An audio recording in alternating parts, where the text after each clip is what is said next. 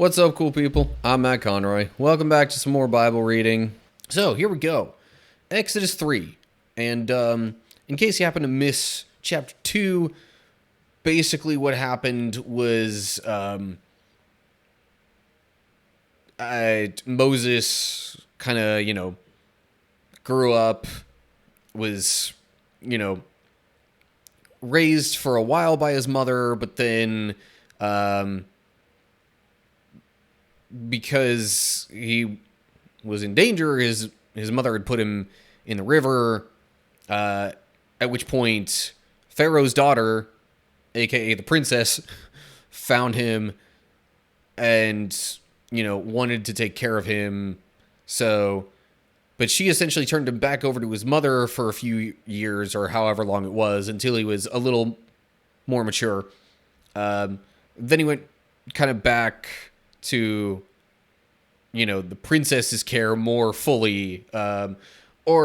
He was essentially then, one of the people living in the palace after he had grown up a bit.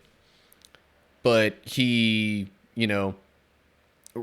saw that his people, the Jews / Hebrews / Israelites, were being treated poorly and wound up killing one of the slave drivers, essentially. Thought he had kind of covered it up, but then went to kind of, break up some conflict between some of his people the next day and realized that a whole bunch of people knew that he had killed the Egyptian. And so at that point, he decides to flee for his life to Midian and lives there for a while. And that's kind of where we find ourselves in chapter 3. So anyway, after that explanation, you're up to speed, I guess. So here we go. Exodus 3. One day Moses was tending to the flock of his father-in-law Jethro, the priest of Midian. He led the flock far into the wilderness and came to Sinai, the mountain of God. There the angel of the Lord appeared to him in a blazing fire from the middle of a bush. Moses stared in amazement. Though the bush was engulfed in flames, it didn't burn up. "This is amazing," Moses said to himself. "Why isn't that bush burning up? I must go see it." So we find out Moses was living as a shepherd. Maybe that was said in the last chapter, but it says he led his flock far into the wilderness. Unlike what's in the Prince of Egypt movie, it doesn't necessarily say that he was lost a sheep and was trying to find it or anything like that when he stumbled upon this burning bush. But anyway, Moses' father-in-law went by two names, Jethro and Reuel. Okay, thus the one footnote there. Sinai, in Hebrew called Horeb. So that's what the footnotes are saying there. Anyway, so yeah, there's this weird burning bush that it's on fire, but it's not turning to ash or anything. So Moses decides he's got to take a look. Verse 4. When the Lord saw Moses coming to take a closer look, God called to him from the middle of the bush, "Moses, Moses." "Here I am," Moses replied. "Do not come any closer," the Lord warned. "Take off your sandals, for you are standing on holy ground. I am the God of your father, the God of Abraham, the God of Isaac, and the God of Jacob." When Moses heard this, he covered his face because he was afraid to look at God.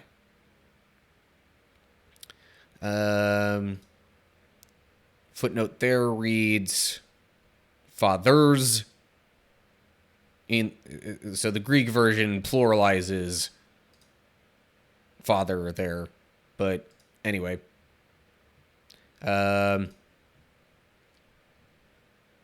So now not only is the bush burning, but it's talking to him. and it's God saying that he's on holy ground. So since people don't really see God visibly, Moses was afraid to look because he wasn't sure what would happen. Verse 7. Then the Lord told him, I have certainly seen the oppression of my people in Egypt. I have heard their cries of distress because of their harsh slave drivers. Yes, I am aware of their suffering. So I have come down to rescue them from the power of the Egyptians and lead them out of Egypt into their own fertile and spacious land. It is a land flowing with milk and honey, the land where the Canaanites, Hittites, Amorites, Perizzites, Hivites, and Jebusites now live. Look, the cry of the people of Israel has reached me, and I have seen how harshly the Egyptians abuse them. Now go, for I am sending you to Pharaoh. You must lead my people Israel out of Egypt.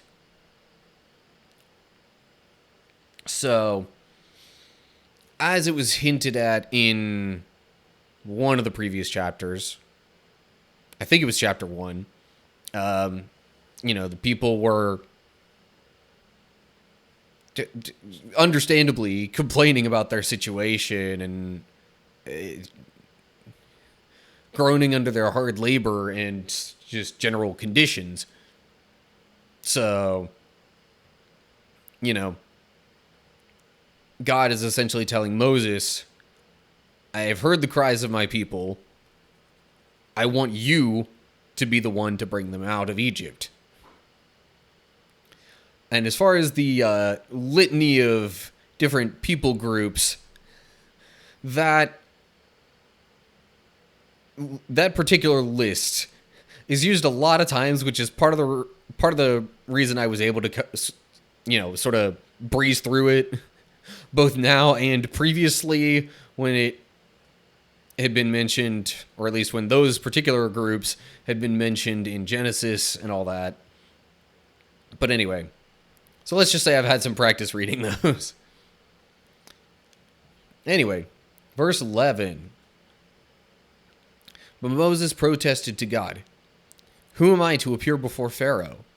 Who am I to lead the people Israel out of Egypt? God answered, I will be with you, and this is your sign that I am the one who has sent you. When you have brought the people out of Egypt, you will worship God at this very mountain. But Moses protested, If I go to the people of Israel and tell them, the God of your ancestors has sent me to you, they will ask me, what is his name? Then what should I tell them? So, Moses, first off, is skeptical of his own abilities to lead the people, or to even go to Pharaoh. Because, he fled Egypt in part because he was worried about Pharaoh killing him. But we'll see why that's not so much an issue looking ahead. But God gives him an answer as far as that goes, says God will be with him. And then Moses is like, well, they're going to wonder the name of the God who sent me, so what should I tell them your name is? So then verse 14, God replied to Moses, I am who I am. Say this to the people of Israel, I am has sent me to you. God also said to Moses, say this to the people of Israel, Yahweh, the God of your ancestors, the God of Abraham, of Isaac, and of Jacob, has sent me to you. This is my eternal name, my name to remember for all generations. So, it's not entirely sure whether he's referring to I am or Yahweh when he says that that's his eternal name. But either way, God not only gives him an answer to his name, but he gives him kind of two answers, maybe? But anyway, Huh. So I guess the translation of the Hebrew is somewhat questionable. Rather than I am who I am, it could be I will be what I will be. Just with probably certain word tenses, it might be a little hard to directly translate that word for word. But most versions of the Bible will go with I am who I am. Or you might hear I am that I am, or something similar. But still, I am kind of being the name there. Footnote for Yahweh is a transliteration of the proper name that's all consonants. That's the thing. The Hebrew language doesn't have vowels, generally speaking.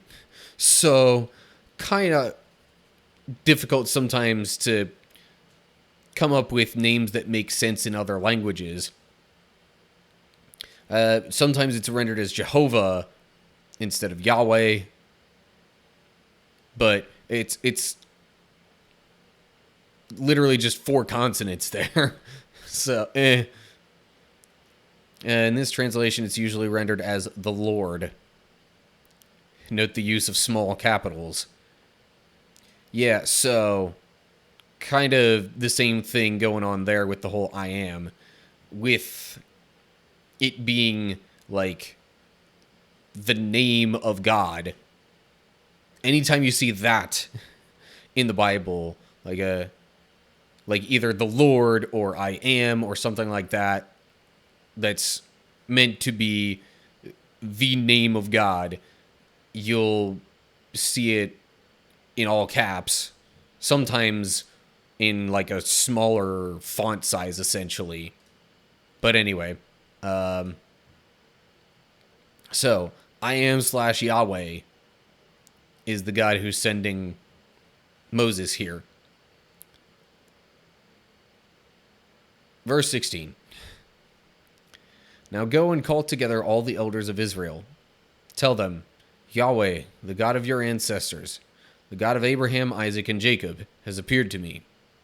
He told me, I have been watching closely, and I see how the Egyptians are treating you. I have promised to rescue you from your oppression in Egypt. I will lead you to a land flowing with milk and honey, the land where the Canaanites, Hittites, Amorites, Perizzites, Hivites, and Jebusites now live. See, there's that list of people groups again. Anyway, the elders of Israel will accept your message. Then you and the elders must go to the king of Egypt and tell him, the Lord, the God of the Hebrews, has met with us. So please let us take a 3-day journey into the wilderness to offer sacrifices to the Lord our God. So God's plan for what Moses should say to the king of Egypt, aka Pharaoh, is basically to request that the Hebrews go out into the wilderness to worship God, with the implication that they would then come back. But anyway, then we get to verse 19. But I know that the king of Egypt will not let you go unless a mighty hand forces him.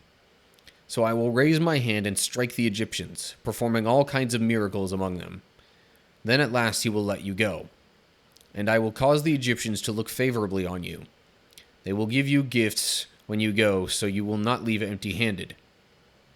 Every Israelite woman will ask for articles of silver and gold and fine clothing from her Egyptian neighbors and from the foreign women in their houses. You will dress your sons and daughters with these, stripping the Egyptians of their wealth. Okay, so, I mean, the first part, it just generally makes sense. God knows people and, how they operate, generally speaking. So, of course, he knows that just a simple request to go out on a 3-day journey to worship isn't going to be okay with Pharaoh. So God is already telling Moses he's personally going to, bring some sort of misfortune upon the Egyptians. And after those happen, then Pharaoh's going to let them go. Causing the Egyptians to look favorably on you. I mean, sure. The whole giving them gifts, like, I mean, the way it's worded, it's like the Hebrews are going to request, certain things to take with them, possibly, for the journey.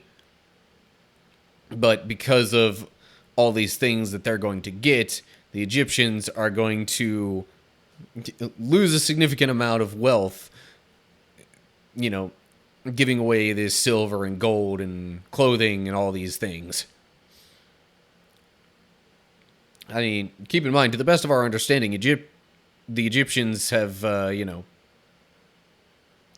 whole bunch of money on standby back from, when the famine hit, and like all sorts of people from all over the place were coming to Joseph essentially to get food.